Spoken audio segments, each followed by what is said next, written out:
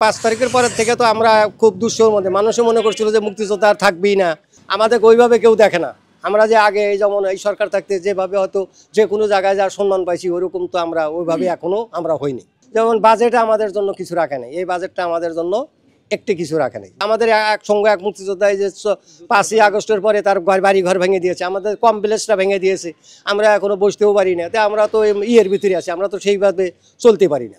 5 তারিখের পরের থেকে তো বললাম যে 5 তারিখের পরের থেকে তো আমরা খুব দুঃসহর মধ্যে মানুষও মনে করছিল যে মুক্তিযোদ্ধা আর থাকবেই না, মুক্তিযোদ্ধা নাই বা মুক্তিযোদ্ধা থাকবে না, দেশ নতুন করে স্বাধীন হয়েছে, এরকম কথা অনেকজনে বলেছে। আমরা নীরবে সহ্য করেছি। এই সহ্য করতে করতে যাই হোক, তারপরে আমাদের গত 16ই ডিসেম্বর আমাদের হলে হয়নি। আমরা হল রুমের ভিতরে শুধু টিএনও সব ডাইকে আমাদের যাই আপ্যায়ন করেছে আমরা সেটাতে হয়েছি। 26শে মার্চ আমাদের যতটুকু সম্ভাবনা দিয়েছে পেয়েছি।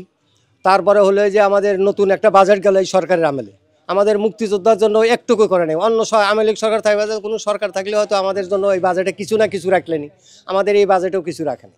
তা আমরা মুক্তিযোদ্ধার তখন যে অবস্থায় আছি এটা তো বলা যায়। সামান্য সাধারণ মনে করেন 20,000, তারপরেও আমরা যেগুলো সবচেয়ে বড় দুঃখের কথা হলো কোনটা, যে আমাদের পথে বলছিল যে মুক্তিযোদ্ধাদের যে লোন নেওয়া হবে, এই মুক্তিযোদ্ধাদেরকে লোন থেকে সুদ কাটা হবে না, সামান্য কিছু নিয়ে যে টাকা নেবে সেই টাকা। কিন্তু আমাদের দেখা যায় আমি 8 লক্ষ টাকা লোন নিয়েছি, এত হিসাব নিয়েছি, আমার কাছ থেকে 11.5 লক্ষ টাকা নিবে।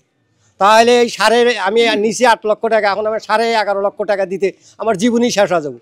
মাত্র এই যে 8,000 টাকা পাই আমি, এই 8,000 টাকাটা কীভাবে দিন যায় আমার, এটা দিন যাওয়ার মতন না।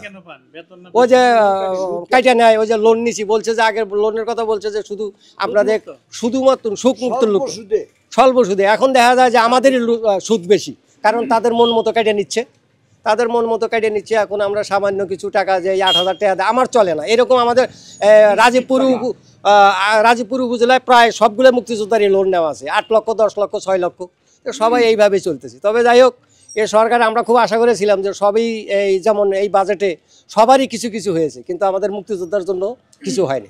তবে আজকে আমার কাছে কিছুটা হলে ভালো লাগছে যে আজকে ওই মিটিংয়ের ভিতরে যে যাই বলেছে, তো এটাই যে ভালো। এখন আমরা এই অবস্থায় আছি, আর বলবো কি। এক্সট্রিম মশার কয়েল প্ল্যান্ট ফাইবার দিয়ে তৈরি, তাই সহজে ভাঙে না, সুগন্ধিযুক্ত ও নিরবিচ্ছিন্নভাবে জ্বলে। ডেঙ্গু, চিকুনগুনিয়া বাহি সহ যে কোনো মশার বিরুদ্ধে দেয় এক্সট্রিম সুরক্ষা।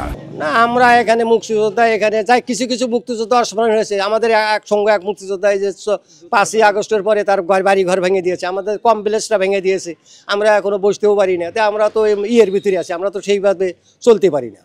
আমরা যেভাবে চলতে চাচ্ছি বা আমরা সেইভাবে না, আমরা তো এখনো মনে হয় যে একটু আতঙ্কের মধ্যেই থাকি। যে হতে কথা যে মনে হচ্ছে যে আমাদের ওইভাবে কেউ দেখে না।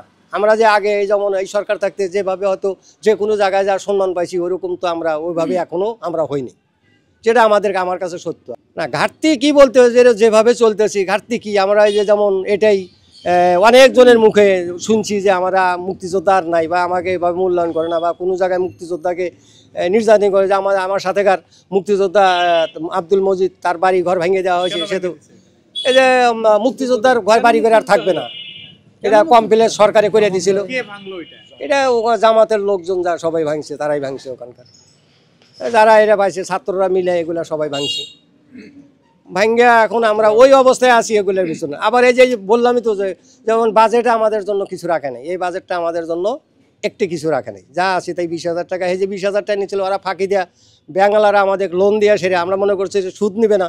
এখন সুদ নিয়ে যে এমন ইয়েতে চাপছি, ওই যে বললাম টাকা ভাই 8,000, এখন এই 8,000টা যেভাবে হোক এইভাবে চলতে হবে। সংসার এখন না চললেও চলাইতে হবে।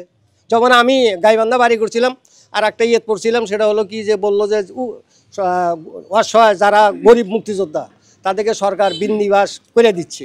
কিন্তু আমি যাই যে আমার বাড়ি নদীর মধ্যে, আমি নোয়ারচরের মোহনগঞ্জের মুক্তিযোদ্ধা, আমার ওখানে বাড়িটা আজও এই নদীর মধ্যেই আছে, বাড়ির ভিটা ওঠে নেই। আমি গাইবান্ধা যা একটু ঠিকানা না থাকলাম, তবে সরকারের কাছে আমি বহুই করলাম যে আমার ওখানে ঠিকানা আছে, বিন্দিবাসটা আমাকে ওখানে দেওয়া হোক। তখন তাকে দেয় নাই, স্ব উপজেলা যাইতে হবে। তখন বাধ্য হয় আমি এখানে আইসা এই যে 8 লক্ষ টাকা লোন নিয়ে আমি ওই 3 থোপাপাড়া একটু ঠিকানা কিনছি। এই লোন নেওয়ার উদ্দেশ্য হলো এটা। সেই লোন নিয়ে সেটা তো যে বিন্দিবাস পাইলাম না, অথচ আমি 8 লক্ষ টাকা লোন নিয়েছি, আমার এই যে 8,000 টাকা পাই। বিন্দিবাস কেন পেলেন না?